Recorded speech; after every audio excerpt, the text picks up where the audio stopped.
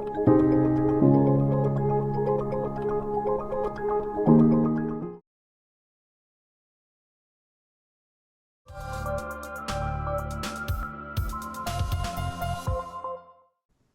this is Rashi Sahai, and you're watching Medicircle. Today, on our cancer awareness series, we have Dr. Rakesh Neve with us. Dr. Rakesh Neve is a renowned surgical oncologist in Pune and is trained in Tata Memorial Hospital. And he is currently practicing at Life Point Hospital, Pune. For the past 25 years, he has worked as a surgical oncologist. Welcome to Medicircle, Dr. Rakesh Neve. Hello everyone. So, as head and neck cancer is a very common in India, and consulting 30% of the cancers because of the widespread use tobacco across India. So, doctor, can you please tell us, what are the warning signs of head and neck cancer? See, the warning signs of head and neck cancer are usually symptoms pertaining to the oral cavity. Like we usually tell that if you have a ulcer or a wound in the mouth which is not healing for more than 6 weeks, then you should probably consider that it could be cancer. If you have a problem in opening of the mouth, the restriction of opening of the mouth could also be a sign of early cancer. If you have any patch, which is a white patch or a red patch in the mouth, which is not healing, that could suggest a precursor of cancer. If you have any lump in the neck, anywhere in the neck, it also could be that the person could have cancer. If you have intolerance to spices and of unknown etiology, you should probably try to consult a doctor to find out why it is so. So these broadly could be the signs of cancer. Okay, doctor. So, what are the major risk factors of head and neck cancer? See, head and neck cancer in India, by and large, is because of consumption of tobacco.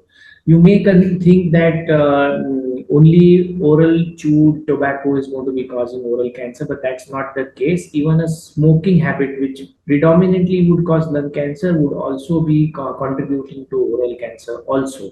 So, tobacco in any form, like whether it is smoked tobacco, whether it is gutka, whether it is only tobacco, whether it is misri, which is applied like a toothpaste, or whether it is khaini, whether it is snuff tobacco, whether it is like people who sometimes only put it in the nose, nostril. Any form of tobacco is predominantly the reason for having oral cancer. The other reason could be a very sharp tooth, which usually pricks into the tongue and thereby causes tongue cancer. You have certain viruses like the HPV viruses or the herpes group of viruses, which are also responsible for throat cancer. So, in cases of laryngeal cancer, apart from smoking tobacco, it is also said that chronic misuse or chronic shouting can possibly be a result of causing a laryngeal cancer. But then again, alcohol. Most people consider that alcohol is not contributing, but alcohol almost thrice increases the risk of using tobacco 3 times if you add up with alcohol. So tobacco and alcohol are also potent inducers of cancer. So these are the main causes of oral cancer. Okay, doctor. So, what are the types of head and neck cancer?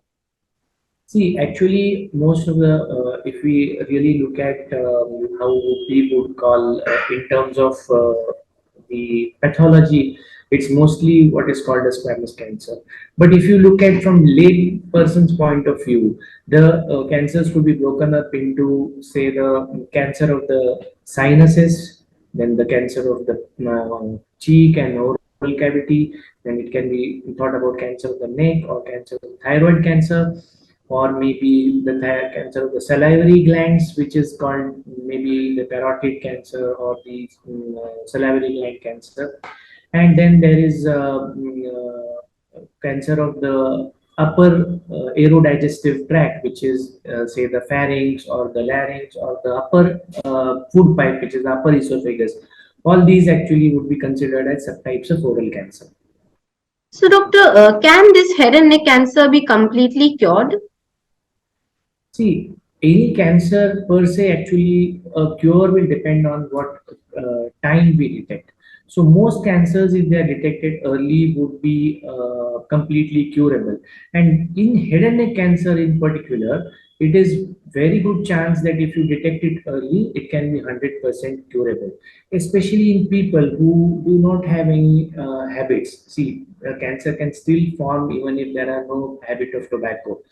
In that situation, if the cancer is detected early, it is curable. So by and large, stage 1 oral cancer, stage 2 oral cancer can considered to be potentially curable. And this is the reason why I have, whatever the symptoms I have told to you before, if there are any of these symptoms and if the patient consults the doctor and there is an early detection, then many a times what you see actually that all oral cancer, head and neck cancer patients have a deformed mouth. They have lost their bones, cheekbones or mandibles that are cut. All this doesn't happen if early detection is there. We remove the small bit of cancer which has come just inside the mouth itself, and it does not cause any deformity, it does not cause any bad look, it does not cause any speech problems or food eating problems. Or that's the importance in early detection of cancer. So, doctor, can you please tell us some ways to prevent the head and neck cancer? See, first and foremost is obviously going to be that you need to make sure that you do not have any vices, tobacco and alcohol. The second, as I had pointed out, to be your dental hygiene or oral hygiene should be good. One of them, as I discussed, was a irritating tooth. If you have any sharp tooth which is kind of pricking continuously into your tongue or into your cheek, you need to smoothen it out, or maybe take a treatment or put a cap on it or something like that so that it stops irritating. Again, viral borne oral cancers are very less with us, but making sure that you don't catch up with these infections which are many a time sexually transmitted, we should make sure that we do not catch up with those HPV viruses. So these are the ways which we could possibly reduce our risk for oral cancer. Apart from that, yeah, living in less polluted areas, this could be one thing that, or using mask when you are in pollution, this could be one particular. There are certain industrial smokes that can cause this. At that time, if you cause oral cancers or sinus cancers in particular, you have to make sure that you wear proper protective gear if you are in an occupational hazard area which would expose you to poisonous gases. So that these things which you can take care of to avoid getting oral cancer. Okay, doctor. So on Medicircle, our main focus have always been to provide the audience with large amount of information in less time. And so today we will be conducting a small question answer session in which you could either answer in yes or no sentences, or a one or two line answer will also do. Fine. So doctor, my first question is that can head and neck cancer also spread to the brain? Yes, it can. And are men more prone to head and neck cancers? It is not anything like that, but because of more tobacco habit in men, the men are more prone to head and neck cancer. And are all neck masses cancerous? Mostly neck masses are not cancerous, very few of them are cancerous.